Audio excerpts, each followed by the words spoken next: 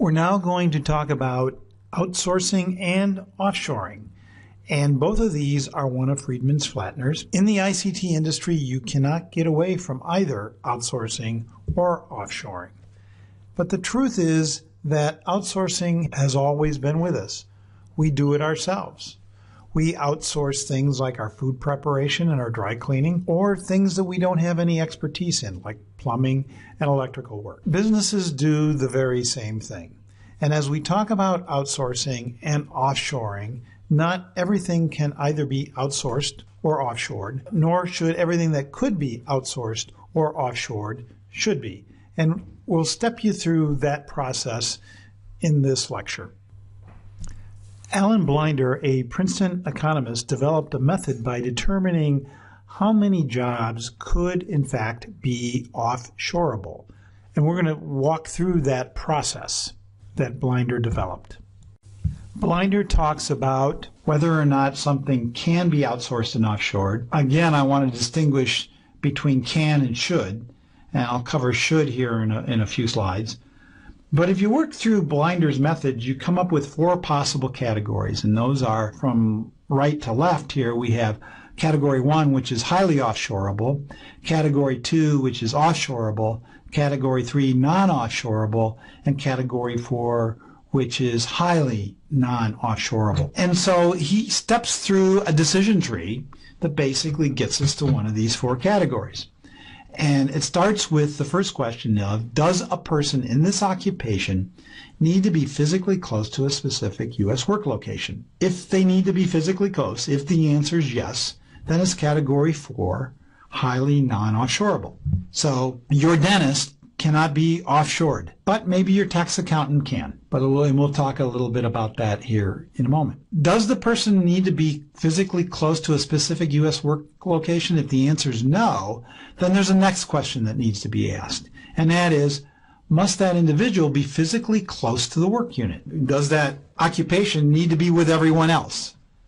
And if no, then it falls in the category of highly offshoreable, meaning it doesn't have to be in the U.S. and it doesn't have to be close to the work unit, and it's highly able to be offshored. If it must be physically close, must the work unit, not the occupation, but must the work unit be at a U.S. location? If that answer to that question is yes, then it's non-offshoreable. So if you are part of a customer service team that has to go out and meet with customers that are in a specific geographic location, the U.S. or a region of the U.S., then that's an example of occupation that is non-offshoreable. But if that work unit doesn't have to be in the U.S., then that work unit, along with that occupation, is in fact able to be offshored. Here is Blinder's analysis of several occupations in the categories in which he found them in. We're not going to go through these in detail. In fact, you can look at his own analysis and you can see the index that he came up with and the relative number of workers and who they might be. Whether or not something can be offshored, now we're going to turn our attention of should it be. Having some experience in this, there's some guidelines that I would like to share with you. The first is you need to know your distinctive competence. Outsource those sorts of things that allow you to focus and leverage on that distinctive competence.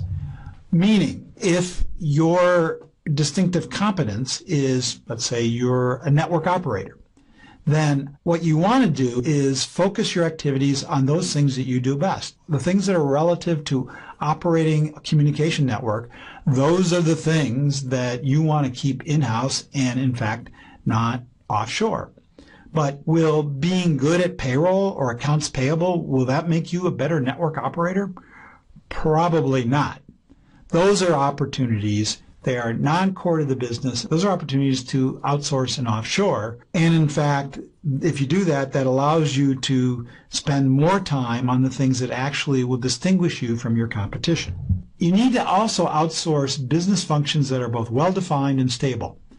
Even if they are not in your distinctive competence, the process needs to be well-defined, meaning documented of what that process is, and it needs to be stable. Let's say you decide billing your customers is not a distinctive competence, that sending bills or accounts receivable and collecting money is not a distinctive competence. It doesn't make you a better network operator to actually do that. But you do need to send out bills and you do need to invoice.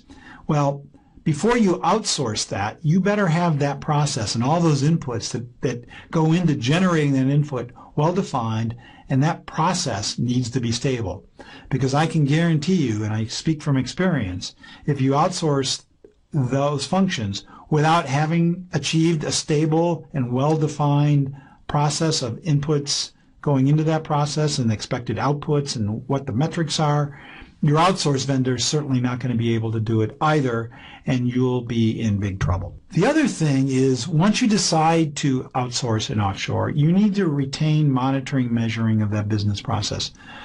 Many people make the mistake of allowing their vendor to actually report on how well they're doing. That's unfortunately a mistake.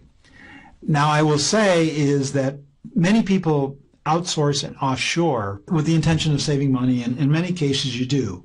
But most people are surprised to realize just that they don't actually save everything that they thought they would. You should plan on, if you were to outsource and offshore, 30% of that cost of whatever process that you're outsourcing and offshoring, you're going to retain 30% of that cost, and that's going to be consumed by this monitoring, measuring, contract administration, and just general oversight, plus whatever you're paying your outsource vendor. More than likely, you're not going to be able to eliminate those costs entirely, and in fact, you should plan on retaining at least 30% of those costs, if in fact not more. And then you need to evaluate your opportunities based on the value that activity being outsourced and offshore brings to you, meaning to what extent will it allow you to focus and leverage on your core competency, and how easy, what's the feasibility, what's the ease of implementation. And part of that is driven by some of these other things. But you could, in fact, meet all these other criteria, and if the value or the ease of implementation isn't there, then perhaps you still shouldn't outsource.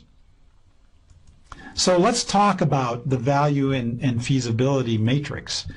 It's got other names, the cost or level of effort versus business impact matrix. It's a tool that, again, quickly evaluate and prioritize your opportunities. It frames the discussion and organizes your thinking. Like the force field analysis is not a rigorous analytical tool, but it does rely on some informed judgment. So what you do is, the first question you ask is assessment of some sort of feasibility. Is it possible? Would it be possible to outsource this business process? You give it a score of 1 if it's nearly impossible, and 10 if it's easy, and some number in between based on your informed judgment of whether it leans more toward the 1 side or more toward the 10 side. So basically evaluate feasibility on a scale of 1 to 10. With value, you do the same sort of thing. If it's outsourced, what kind of value will it bring to the business? You give it a 1 if it brings almost no incremental or marginal value, and 10 if it provides great value, meaning it allows you to focus greatly on your core competencies, or it reduces your costs greatly, or what have you. And then what you do is you take those two scores and multiply them together. And of course, 100 would be a perfect score. 1 would be the imperfect score. You should say, you know, I got to get at least a 50, or maybe a 60, or maybe a 70 before I would consider outsourcing. So again, this is a way to actually describe what, regardless of whether you can outsource, should you outsource. Value feasibility matrix that I went over has other uses as well that I'll just run down quickly. You can use it for project prioritization. You can use it for vendor selection, product development choices. I've even used it for hiring decisions. And again, it's a rough cut tool. Your feasibility, or in case of a hiring decision, fit, and then value, to what degree does it improve the business impact or meet the requirements. You can use this matrix in a large variety of different circumstances.